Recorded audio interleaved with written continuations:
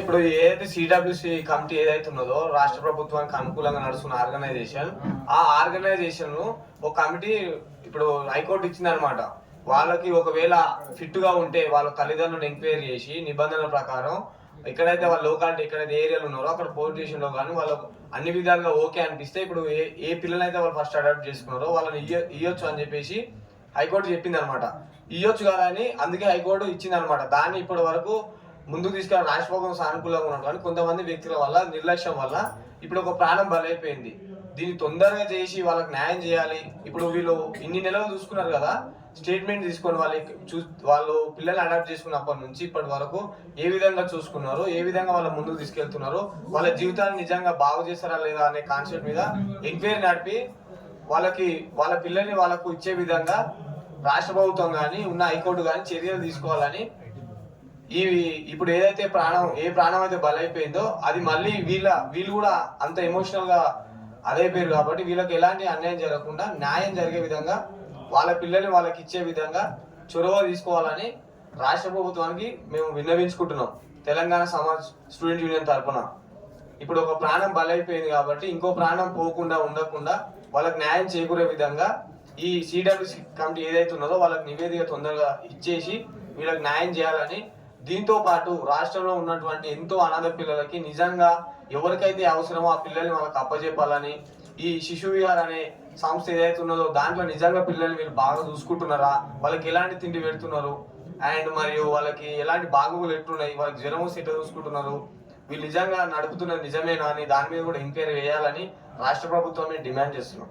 ఎందుకంటే ఈ రోజు రాష్ట్రంలో ఎక్కడ చూసుకున్నా కానీ చాలా అనాథ పిల్లలు ఇది ఒక మాఫియా లాగా అయిపోయింది, ఒక బిజినెస్ అయిపోయింది పిల్లల్ని ఇవ్వడం అనేది. అసలు దేనికి ఇస్తున్నారు, అసలు వాళ్ళు ఏం చేస్తున్నారు, వాళ్ళు మేజర్స్ అయ్యే వరకు వీళ్ళు శిశు సమయాలు ఉన్న తర్వాత వీళ్ళు ఎక్కడికి వెళ్తున్నారు, వాళ్ళ చదివేంది, వాళ్ళ భవిష్యత్తు ఏంది అనే దాని మీద కమిటీ నివేదిక ఇవ్వాలి ప్రభుత్వానికి కానీ హైకోర్టుకు కానీ.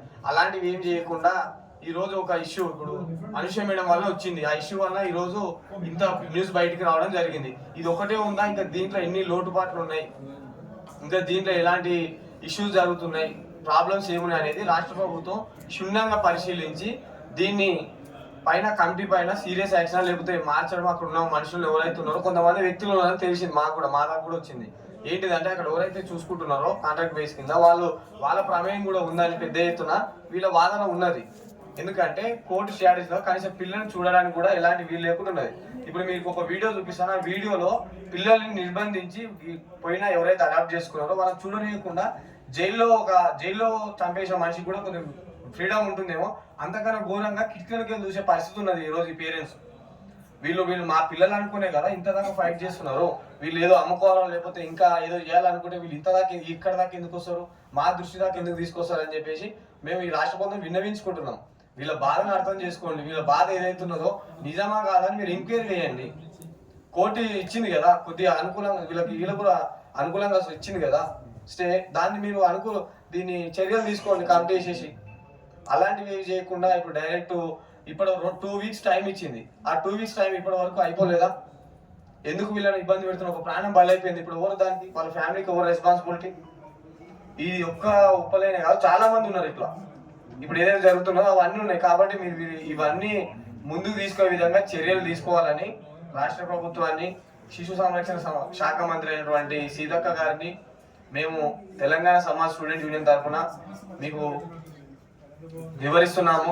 దయచేసి ఈ 12 కుటుంబాలే కాకుండా ఇంకా ఎవరైనా అడాప్ట్ చేసుకున్న వాళ్ళు ఫిట్ గా ఉన్నారు అంటే వాళ్ళు ఆర్థికంగా ఉన్నారా, హెల్త్ పరంగా ఏవైతే కొన్ని ఉన్నాయి జ్యుడిషియల్ ప్రకారం సెక్షన్ ప్రకారం 36, 35, 37 ప్రకారం ఏదైతే ఉన్నాయో దాని నిబంధనల ప్రకారం వీళ్ళకి ఇవ్వడానికి అర్హులా కాదని వాళ్ళను గుర్తించి వాళ్ళకి ఇవ్వాలని నేను ఈ సభాపూర్వకంగా తెలియజేస్తున్నాను. ఎందుకంటే ఒక ప్రాణం బలైపోయింది, ఇంకో ప్రాణం పోకూడదు అన్న ఇంటెన్షన్ తోటి ఇలా పిల్లలకు అన్యాయం జరగకుండా రేపు రాబోయే రోజులల్లా ఇది ఒక పెద్ద ఎత్తున ఒక మాఫియా లా కాకుండా దీన్ని చర్యలు తీసుకొని ఇక్కడితో కట్టడి చేసేసి ఎవరైతే నిజంగా ఆర్ఫన్స్ పిల్లలు అవసరమో వాళ్ళకు నియమ నిబంధనలు ఏవైతే మన లాండర్ ప్రకారం రాజ్యాంగంలో ఉన్న దాని ప్రకారం ఇవ్వాలని ఈ ప్రభుత్వాన్ని మేము కోరుతున్నాము.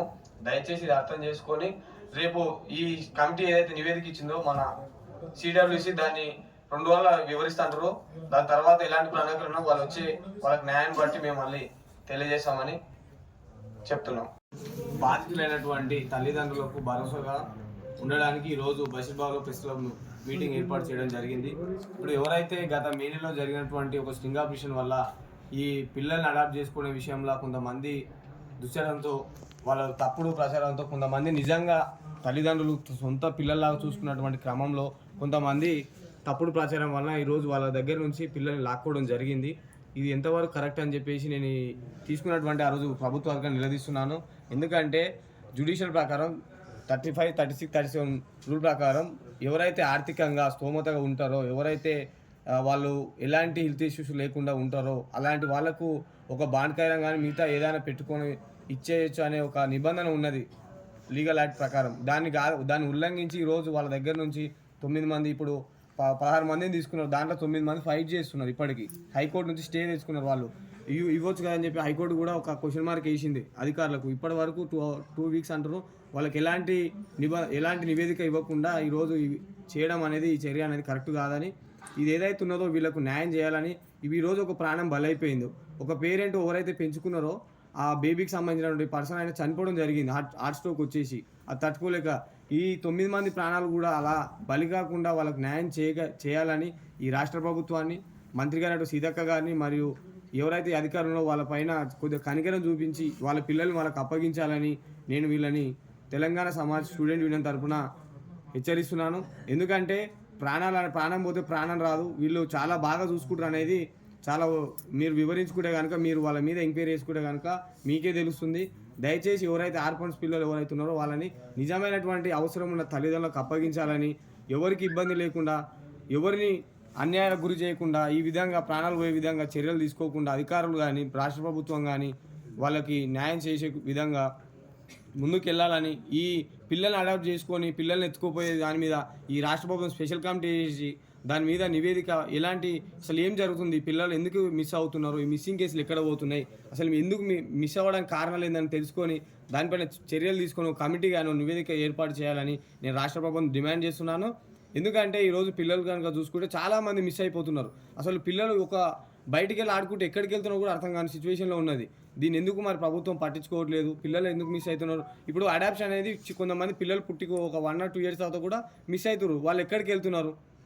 ఇది కేసులు ఏవైతున్నాయో దాన్ని చేజెక్కించి రాష్ట్ర ప్రభుత్వం చర్యలు తీసుకొని ఈ కన్న తల్లిదండ్రులు కానీ పెంచుకోవాలనుకున్న తల్లిదండ్రులకు ఎలాంటి అన్యాయం జరగకుండా ముందుకు తీసుకెళ్లాలని ఈ రాష్ట్ర ప్రభుత్వాన్ని మేము డిమాండ్ చేస్తున్నాం. తెలంగాణ సమాజ్